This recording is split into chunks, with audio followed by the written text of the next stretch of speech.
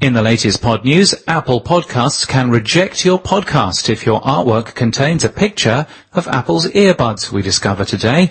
We also see more evidence of Apple Podcast chart manipulation, this time from John Perotti, manager of podcast production for WBUR's iLab. He has a barely listened to podcast, his words not ours, Waves podcast.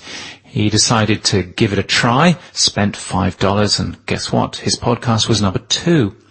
In Melbourne, Victoria, in Australia on Friday, Commercial Radio Australia's Radio Alive 2018 included a strand on podcasts, including a production session, one on branded podcasts and how to get into the podcast boom.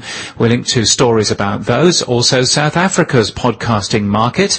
A piece by Wits Journalism also contains details of the continent's take-up of podcasting. Spotify, the number 2 most popular podcast platform, has launched a dedicated Wear OS app for smartwatches, allowing podcast listeners to consume podcasts on their watch. Apple Watches have had this feature through Apple's podcast app for some time.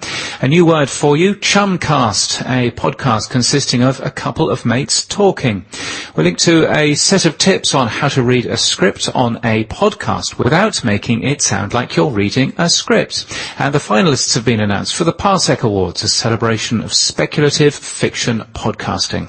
It's a Monday, so we link to plenty of opinion. Evo Terra saying that podcasters make for terrible self-promoters, and Will Williams talking about designing podcast cover art.